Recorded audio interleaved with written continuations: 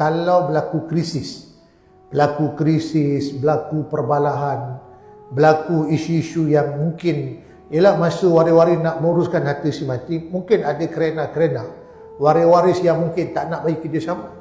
Kadang-kadang nak sign borang pun tak ada. Kadang-kadang dipanggil pergi mahkamah pun tak nak hadir. Kadang-kadang nak ada berbincang muafakat juga pun tak nak berbincang.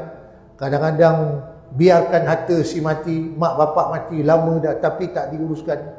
Cuma saya nak pesan, kalau berlaku krisis, berlaku perbalahan, berlaku pertengkaran, dalam kita nak menguruskan harta si mati ni, hendaklah kita berbalik-balik kepada hukum syarak. Apa kata hukum syarak? Jadi kalau harta tu memang benar harta pusaka, maka harta itu wajiblah diuruskan mengikut hukum faraid. Rujuk Quran, rujuk sunnah. Apa yang Allah Ta'ala perintahkan?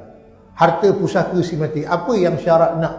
Itu yang kita mesti uruskan harta-harta si mati mengikut hukum faraid. Yang mana dalam tu ada hak-hak si mati. Yang mana mereka berhak warisi harta si mati mengikut hukum syarak. Jadi kalau betul dia adalah waris si mati, dia berhak dapat, maka hak itu diberikan kepada mereka mengikut hukum faraid.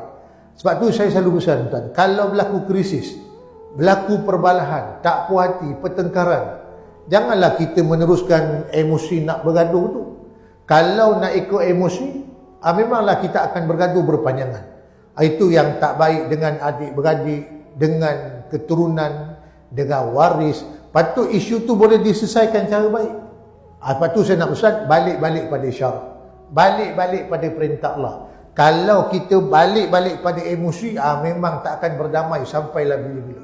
Itu yang menyebabkan harta si mati terbiar, tak diuruskan, tanah-tanah tu terbiar begitu saja, rumah-rumah yang patut diuruskan tak diuruskan, duit-duit yang di bank tak diuruskan. Sebab waris bergaduh, waris bertengkar, emosi, krisis berpanjangan. Ada yang makan tahun tuan-tuan, ada yang makan bertahun-tahun harta si mati tak diuruskan. Jadi kita yang dah belajar ni ada ilmu sikit, saya nak pesan, kalau berlaku krisis, apa yang patut kita buat? Balik-balik pada syarak, balik-balik pada syarak, balik-balik pada hukum asal mengikut hukum faraid.